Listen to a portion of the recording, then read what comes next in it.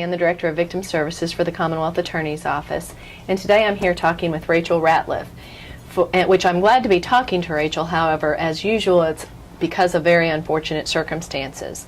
Rachel's husband, Amin Lemgaili, was killed by John Cherry on March 20th, 2011, in a manner in which nobody should die. So can you tell us about how you first knew what happened? Like you and I have talked about many times, Amin left the house about 11:30 on Saturday night, which was March 19th, with a plan to talk to me shortly for us to make arrangements for our daughter for the next day. And I woke up at 6:30 in the morning and my husband wasn't home. And he wasn't answering his phone. And you were mad. Oh, I was so mad. I was very angry, and that was not an acceptable way to be married.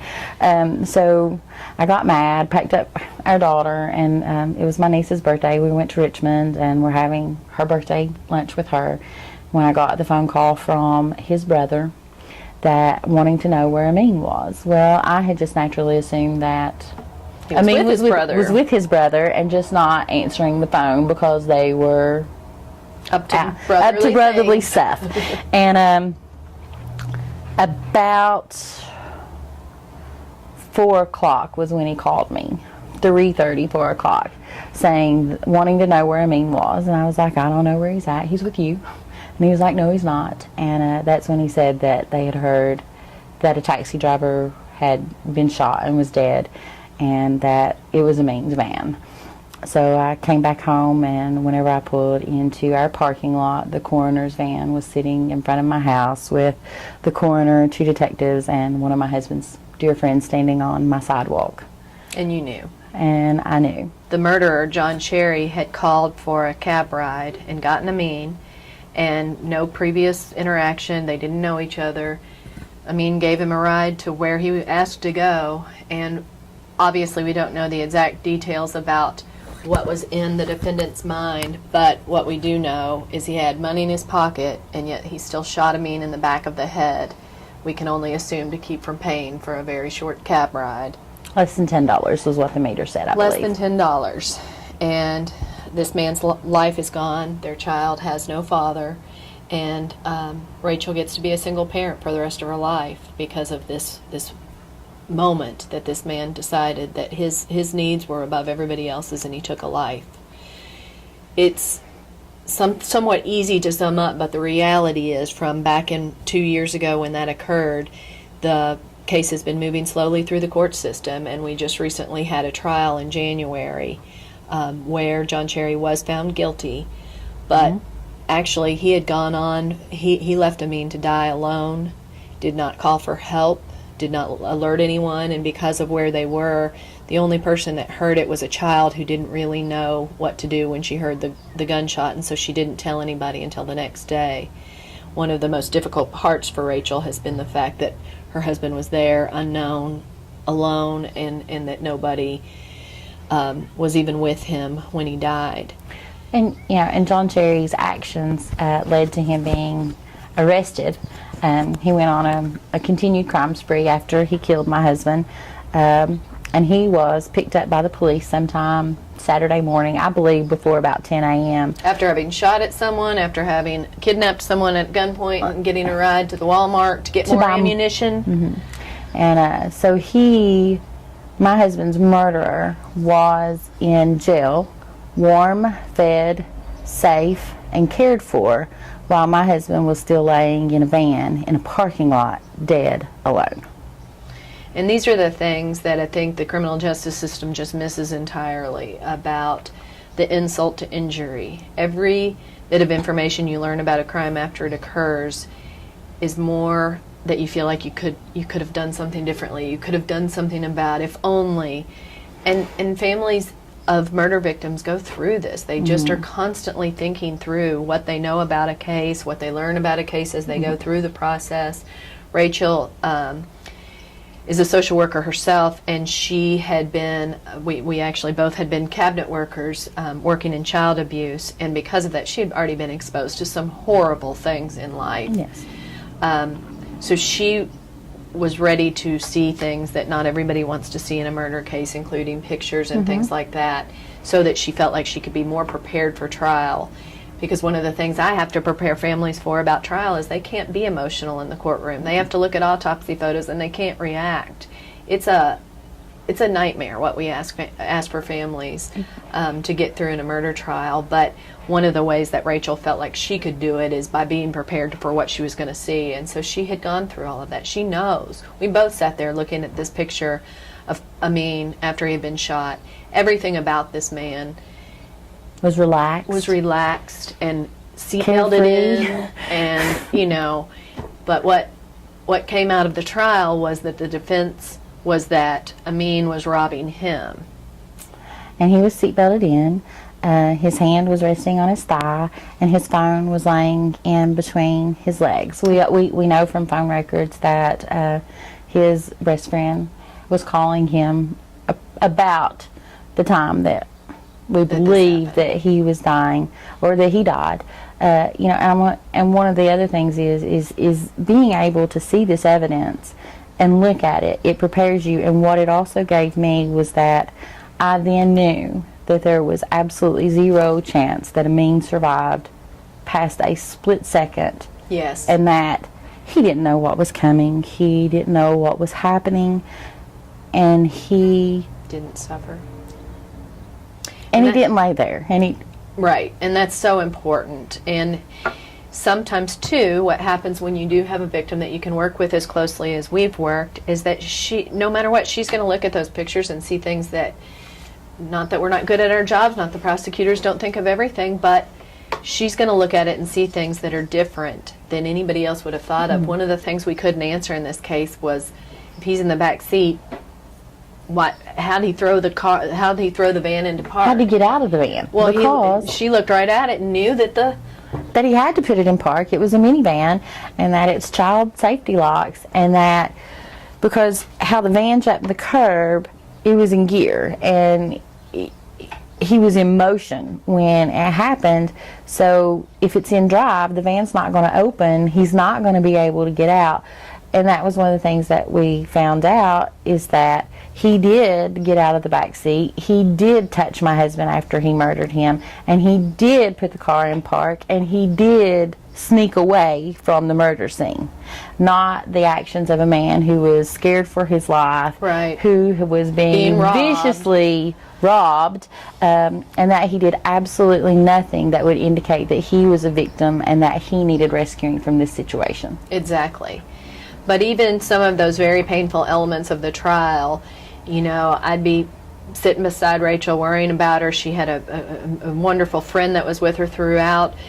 And all of a sudden, right at a very tense moment, she'd lean over and whisper something lightly inappropriate so that we could both just decompress and move through the situation. And I really haven't had a murder trial with that kind of that ability of the victim to just Self-care. make sure and get herself through this, because what she's focused on from day one of realizing, now I'm a single parent to this beautiful Layla, is Layla, and how is she going to be the kind of parent she wants to be and raise the kind of girl she wants to have if she's raising her in grief and hatred and anger and madness and all of these things that would be very understandable after the violent loss of your husband. But all of these things, she makes the effort to find humor, to find peace, to find even forgiveness. And that's the other remarkable thing about you. I think at the start of this, I could have felt like if she carried a gun, she would take care of everything on her own.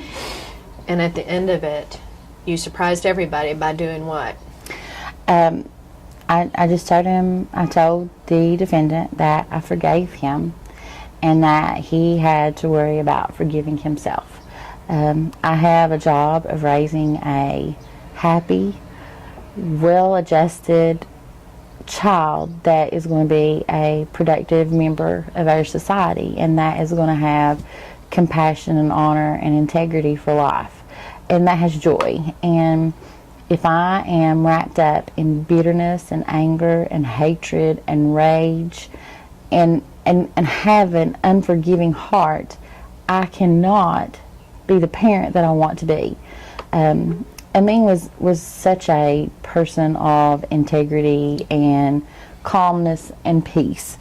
And, you know, I just think about every day is that I have to live a life that honors him. Yes. He doesn't get to watch her grow. He doesn't get to be a part of the things of her day-to-day life. He'll never walk her down the aisle. He'll not see her graduate from high school. He'll never hold his grandchildren. So the best thing I can do is keep him alive for her in a happy way and celebrate the beautiful things that he gave me when he gave me her. Which is a lot. And in a murder trial, you get to know the victim in a disturbing way because they're gone. You're never really going to know them. But Amin was one of those that stands out for me because of how many beautiful things I heard about him, how many wonderful stories. And so I felt like I was with Rachel, certainly not in her shoes, but really with Rachel in my anger towards hearing him described as the exact opposite, when he can't be there to defend himself and when all the criminal rules keep us from jumping up and saying, that's not true, that's not the person, that's not what happened. We're listening to a liar when the defendant's the one saying his version of things, and we know him now to be a coward. I think it's wonderful because I care about you and the way you move forward from this, that you've forgiven him. But forgiving and forgetting are two very separate things, and he does need to pay for what he took from society, because really everybody loses in a murder case. This shouldn't have happened. It did happen. Rachel is focused on, this is where I am, so how do I make it better from here? And I admire that a lot, and I wanted her to tell her story today because that's what can help so many crime victims that are newly in this nightmare to see that you get through it by finding your peace, not by holding on to your hatred and anger. Very much so. You know, one of the things about this process is that, you know, I, as a social worker, I thought I had the tools to handle this. And how many times did I say, you know, I know this, but it hits me of how raw sometimes it is. You know, I did have to put myself into grief counseling. That was huge. Because what that helped me do was understand that this is what life is now. I'm so sorry that this is what life is, but it is. There are going to be days that you're happy. There are going to be days that you're sad. There are going to be great days. There's going to be bad days, but you're still going to have those days. And you are still going to have a life beyond when this trial is resolved.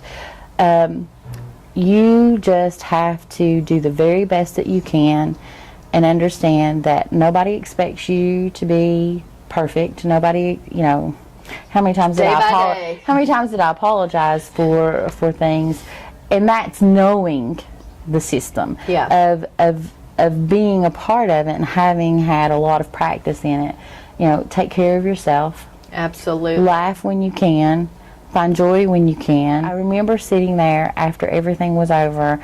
You know, you come out to the parking lot and Lexington is covered in this snow and it's peaceful and quiet and wonderful. Night. And the reality is when it's over, nothing changes. Your loss is still there. You're still going to get up the next day and they are not going to be with you. You are still going to have to get up and live with the memory of it. So whatever you need to do, however you need to get through this, you do it. Don't let anybody tell you how you're supposed to handle it. You just take it day by day, second by second. It's not anybody else's walk but yours. Exactly. And ask for the help that you need when you need it. And there are services out there that we'll put on the website that you can approach for grief counseling and other services in the community, such as what Rachel referred to. But please know that this is somebody that the law considers a victim of a murder case. But the real truth is she's a survivor, and she's a survivor, she's a mother, she's a wife, she's unfortunately a widow, but she's going to use even this hellish circumstance to continue to make a difference and make other people's lives better. Thank you, Rachel.